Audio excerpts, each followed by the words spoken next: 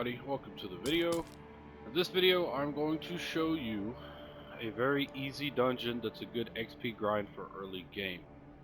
So as you can see here, I have a level 15 hardcore character. I'm going to load up on him. I had a level 30 something hardcore character I was running through the campaign with my buddy, and then I got one shot by a boss, and since I died on my last hardcore character, I wanted a way to grind XP without risk of dying. Because when I died with the hardcore character, it was basically, I think it was 9 hours 40 minutes on that character down the drain. So, as soon as you spawn in, right in the starter area, Fractured Peaks, there's going to be a dungeon right up here called Mercy's Reach. So, if you want to grind some XP and do it safely, you're going to want to go into this dungeon. And what makes this dungeon great is when you first go in, the first mission is to kill 3 bosses. Or I guess mini bosses, elites, and they're not too difficult, but the best thing is I would probably say about 70 to 80% of the time there's going to be a shrine that you to fight the bosses with. That's what really makes this dungeon great and have a low risk of death, because once you get the Shrine of Greed, because all the Shrine of Greed does is make sure when you hit enemies you drop gold, which doesn't help you survivability much. But the Shrine of ready yet. Invulnerability is amazing, makes you invincible. The Shrine of Conductivity is amazing. You turn into a ball of lightning and just absolutely obliterate everything. There's the one Holy Beam attacks these increased. That's really good. It's pretty likely to find mini bosses. Chests like that, the best thing to do is just open the chest, take out the mini bosses. If you're like me and you're just trying to get that level 50 hardcore character achievement, I would probably recommend doing a Barbarian. But you're just going to want to kill all the enemies. The biggest thing, especially if you're doing like a whirlwind setup like I have on the Barbarian, which I would highly recommend, amazing setup, is just to watch your health. If you're in the middle of a whirlwind, you're shot by enemies, sometimes you get hit by a lot of different things and all of a sudden your health drops a bunch. Don't be scared to chug a potion or two. You get a lot of potions throughout for the enemies throughout this place.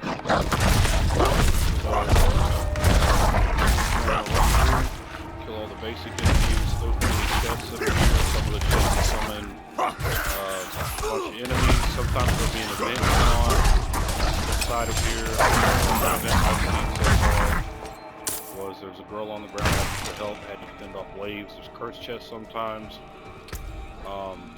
And you can get some really good loot sometimes. I would recommend putting it on World Tier 2 for that bonus extra 20% XP. Usually, I wouldn't recommend doing that because you're at a higher risk of losing your hardcore character. But for this dungeon, I would recommend this dungeon is a pretty safe.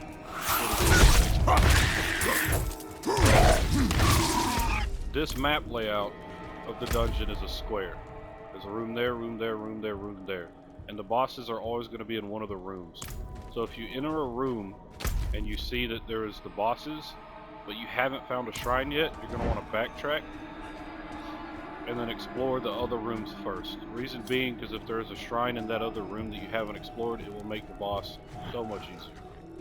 There's not always a shrine, but it's quite a big difference. See, like right here, there's a shrine.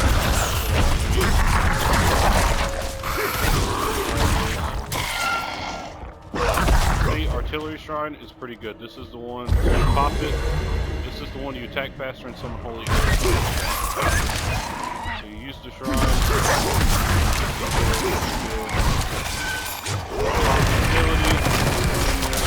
whatever you got, and with this shrine activated, this is going to be an absolute. Even without the shrine, it's not too bad, because the 3 bosses, the build I have, the whirlwind build, they always start right beside each other.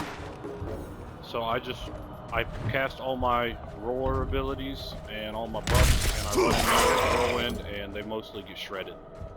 Not too hard, just always watch your health because you do not want to die on a hardcore character. So once you kill those bosses, have these 4 rooms explored, you're going to want to leave the dungeon.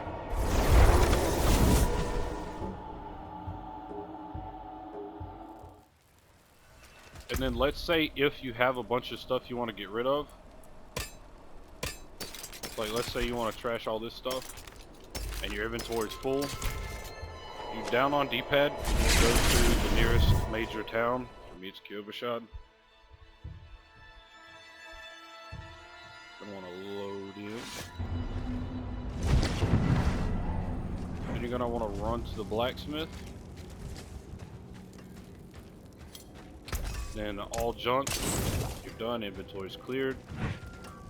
Run back and use this portal. This portal will take you straight back to outside of the dungeon. Now you don't have to do that step if you want to just go do the dungeon back and forth. So all you do is you do that over and over again to reset the dungeon. You just leave game and then load back in.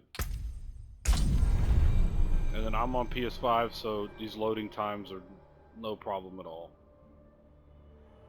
If you're on an old gen console, it might be a little bit tiring because loading screens are a little bit more extreme.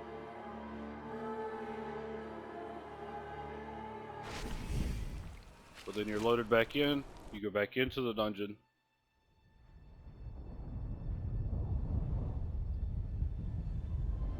And then when you load in, as you can see, the dungeon has been reset, and now you need to slay the 3 bosses again. It'll be the same map layout where there's the 4 rooms in a square. I'll run through it one more time just to show you. So as per before, you're going through killing all the enemies.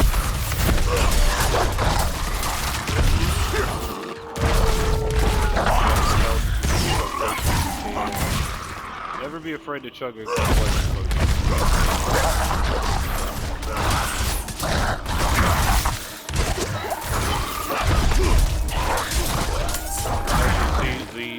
The rooms are always the same as far as it being a square. There's 4 square rooms. The location of the bosses, the mini events, the chests, and the shrines will always be different. Sometimes you'll get them the same. The type of shrine will change as well. Out of fury. So sometimes it might be abilities, shrine,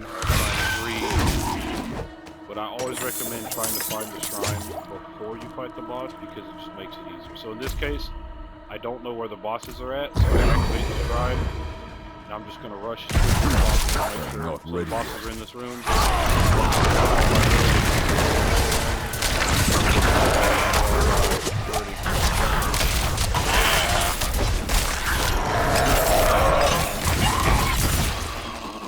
I must wait. Items.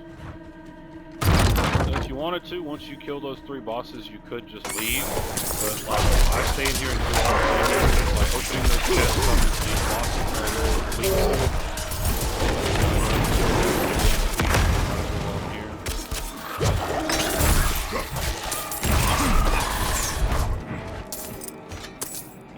And I go ahead and investigate as I said before, there can also be elites randomly scattered throughout as well.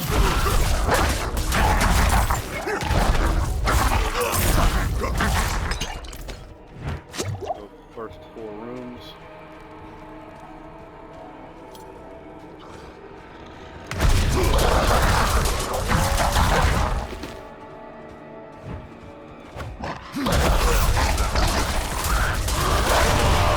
Wait.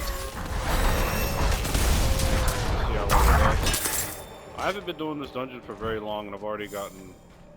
I think I started this dungeon at level 8, and I've been playing for maybe about an hour or so, and I'm already level 16, maybe closer to 2 hours. But as you can see, it's the same square setup. You just do those 4 rooms. Once those 4 rooms are done, bosses are killed in the dungeon.